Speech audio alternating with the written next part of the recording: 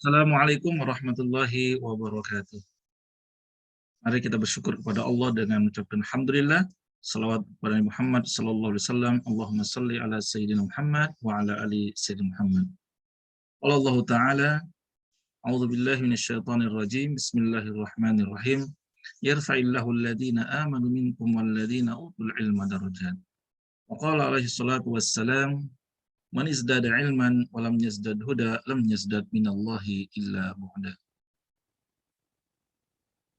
Hari ini kita akan bahas tema terkait tentang pendidikan agama Islam, dan hari ini kita sampai kepada pembahasan bagaimana integrasi iman, ilmu, dan amal.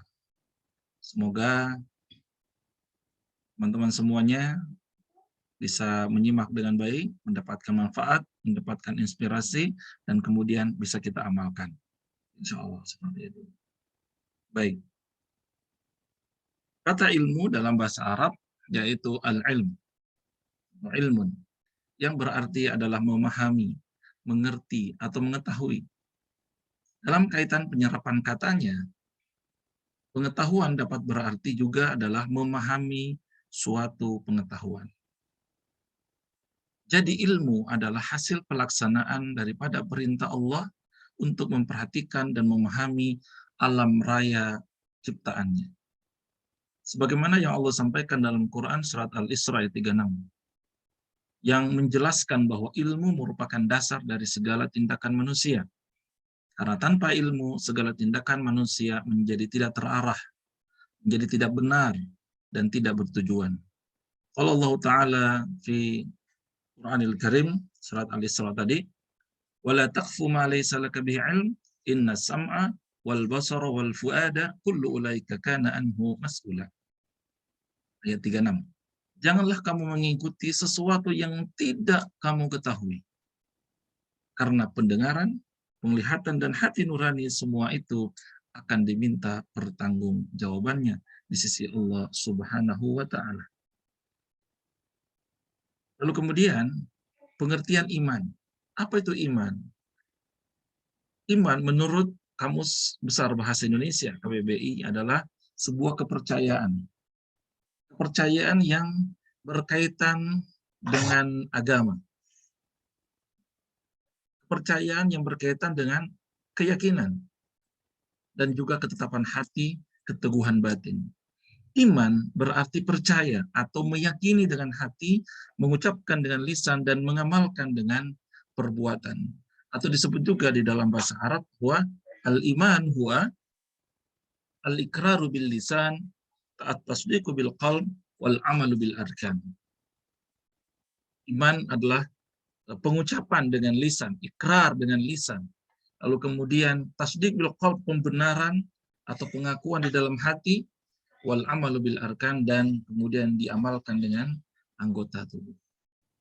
Iman berfungsi untuk memberikan arah bagi seseorang yang punya ilmu untuk dapat mengamalkan ilmunya. Jadi dengan didasari keimanan yang kuat, pengembangan ilmu akan selalu dapat dikontrol, berada pada jalur yang benar.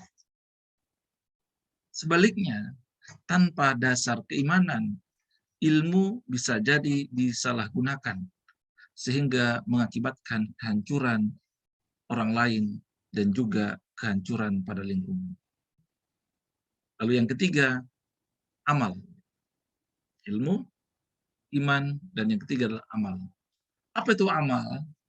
Amal menurut Kamus Besar Bahasa Indonesia memiliki arti perbuatan atau tindakan, yang berarti juga kalau perbuatan, tindakan ada baik atau buruk. Perbuatan baik mendatangkan pahala kalau dalam ajaran agama Islam, yang dilakukan dengan tujuan untuk berbuat kebaikan terhadap masyarakat atau terhadap sesama. Ya, amal. Apa yang dimaksud amal? Secara bahasa, amal mempunyai arti sebagai perbuatan atau tindakan tadi. Ya. Atau sering juga dalam bahasa agama kita disebut dengan amal soleh, atau perbuatan kebajikan yang diridhoi oleh Allah Subhanahu wa Ta'ala. Sehingga dengan demikian, amal dalam Islam tidak hanya terbatas dalam ibadah, ya, tapi semua kebaikan-kebaikan yang kita lakukan yang berharap ridho dan diridhoi Allah Subhanahu wa taala, itulah amal soleh. Membantu orang, menolong, berbisnis dengan tujuan untuk menolong orang, membantu orang, itu adalah amal soleh. Ya. Nah, sekarang apa hubungan antara iman dan amal soleh? Menurut Sayyid Qutb, beliau menyebutkan bahwa segala amalan yang tidak berasal dari ikatan iman dan tidak terikat pada cabang iman, maka amal tersebut akan sia-sia. Kebaikan boleh saja diajarkan oleh berbagai agama dan sebagainya, tapi kalau tanpa dasar iman, menurut Sayyid Qutb, maka amalnya itu menjadi sia-sia.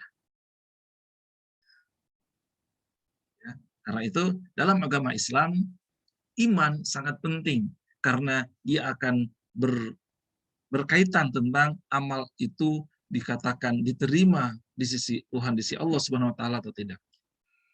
Ya. Sebaliknya juga demikian. Iman harus menghasilkan amal soleh. Jika iman tidak menggerakkannya melakukan amal soleh, maka ia adalah iman yang tak bermanfaat, iman yang palsu, imannya mati. Karena iman harus disertai dengan amal soleh. Berulang Allah sebutkan dalam Al-Quran, digandengkan antara iman dan amal soleh. Nah, sekarang integrasi iman, ilmu, dan amal. Apa makna integrasi di sini? Dalam pandangan Islam, antara iman atau ketakwaan, ya, keyakinan di satu sisi, ilmu pengetahuan atau teknologi atau mungkin seni di sisi yang lain, harus terjadi ikatan, harmonis, dan tidak boleh dipisahkan. Ini adalah sebuah sistem yang terintegrasi, sehingga dinamakan dinul Islam. Agama Islam yang syamil, kamil itu adalah sempurna. Di situ memuat tentang akidah, ya, iman, bahasa lainnya atau akidah. Juga ada syariahnya, ada akhlaknya. Jadi sempurna. Itulah agama yang kamil, syamil. Aktivitas manusia, dia tidak akan bernilai sebagai amal soleh kalau dia tidak dibangun di atas iman atau dan ilmu yang benar. Demikian juga pencarian atau pengembangan ilmu pengetahuan dan teknologi yang lepas dari keimanan dan ketakwaan, maka dia tidak akan bernilai sebagai ibadah. Serta tidak akan menghasilkan kemaslahatan bagi umat manusia atau lingkungannya. Bahkan itu bisa menjadi malapetaka. Jadi penting integrasi, ya, antara iman, ilmu, dan amal. Bahkan dalam pandangan Islam, antara agama, ilmu pengetahuan, kemudian ada teknologi seni, itu hubungannya harmonis, dinamis, dan semuanya itu terkandung dalam akidah, syariah, dan akhlak yang seperti yang kita sampaikan tadi. Kesempurnaan dan keluasan agama Islam terkandung dalam 3 aspek ini: ilmu, iman, dan amal. Bahasa lainnya adalah akidah, syariah, dan teman-teman semuanya, Imam Al-Ghazali mengatakan bahwa ilmu tanpa amal itu sama dengan gila. Amal tanpa ilmu itu sia-sia. Maka dalam sebuah pepatah Arab atau mufuzat mengatakan al-ilmu bila amalin kasyajari bila samarin. Ilmu tanpa amal layaknya pohon yang tak berbuah. Apa artinya? Sebuah pohon tapi tidak ada buahnya, tidak bisa dipetik dan sebagainya. Karena itu penting untuk kita pahami tentang ketiga hal ini yang menjadi pokok, menjadi dasar, tak boleh dipisahkan. Bahkan Buya Hamka, ya, rahimahullah, beliau mengatakan bahwa iman tanpa ilmu bagaikan lentera di tangan bayi. Namun ilmu tanpa iman bagaikan lentera di tangan pencuri. Apa artinya? Seseorang yang beriman tanpa ilmu, dia akan merasa bingung. Dia tahu bahwa dia itu beriman, tapi tidak tahu bagaimana mengamalkan atau mengimplementasikan iman dalam kehidupannya. Seseorang yang berilmu tapi tanpa iman, dia akan jauh tersesat. Dia berilmu tapi tidak dilandasi dengan iman. Maka ilmu tersebut akan disalahgunakan untuk kepentingan yang bersifat kelompok, pribadi, golongannya. Inilah integrasi ilmu, iman, dan amal. Ilmu untuk terus membaca, belajar, sehingga kita mendapatkan posisi yang tinggi, posisi yang derajat yang tinggi si Allah Subhanahu wa taala, sebagaimana yang saya bacakan ayatnya tadi, yarfa'illahu alladziina aamanu minkum walladziina utul ilma darajat. Allah angkat derajat orang-orang yang berilmu di antara kalian. Dengan ilmu itu pula kemudian lahir kita pemahaman akan Allah dengan asma'nya, dengan pemahaman-pemahaman agama yang lebih sempurna. Iman kepada Allah Subhanahu wa taala itu akan lahir apabila kita punya pemahaman yang sempurna tentang akidah tentang tauhid tersebut. Demikian juga dengan ilmu dan iman yang mendasari sehingga kita mau mengamalkan amal soleh, melakukan amal soleh. Sehingga dengan demikian nampak bahwa keimanan yang diberi dengan ilmu maka akan membuahkan amal. Di dalam surat Al-Asr yang kita sering baca, iman sebagai dasar diterimanya amal. Wal asri, demi masa, demi waktu. Innal insana lafi khusrin. Sesungguhnya manusia itu berada dalam kerugian. Semua manusia berada dalam kerugian, ya, berada dalam kecelakaan. Illal ladzina amanu, kecuali orang-orang yang beriman, wa amilus sholihat, dan beramal soleh. Wa tawassaw bil haqqi wa tawassaw bis sabr. Dan kemudian dia menasihati supaya mentaati kebenaran, menasihati supaya menetapi kesabaran. Itu pun adalah akhlak, ya. Atau apa tadi? Perilaku baik, saling mengingatkan kepada kebaikan dan kebenaran. Jadi kesimpulannya adalah 3 unsur utama yang harus ada di dalam sikap kita terhadap agama kita ini, yaitu iman, ilmu, dan amal. Maka tidak akan ada artinya keyakinan kalau tidak ada amal perbuatan. Tidak ada artinya ilmu yang kita punya kalau tidak melahirkan amal soleh dalam kehidupan kita. Bahkan ilmu yang tidak bermanfaat itu bahkan ilmu yang tidak bermanfaat, ya, ketika kita tidak ada amal soleh setelah kita punya ilmunya. Bahkan bukan hanya tidak bermanfaat, dia akan menjadi bumerang yang akan menghancurkan diri kita dan orang-orang lain di sekitar kita. Jadi ilmu itu roh daripada amal, ya. Ya ayyuhalladzina amanu lima taquluna ma la taf'alun, kabura maqtan indallahi an taqulu ma la taf'alun. Ya. Punya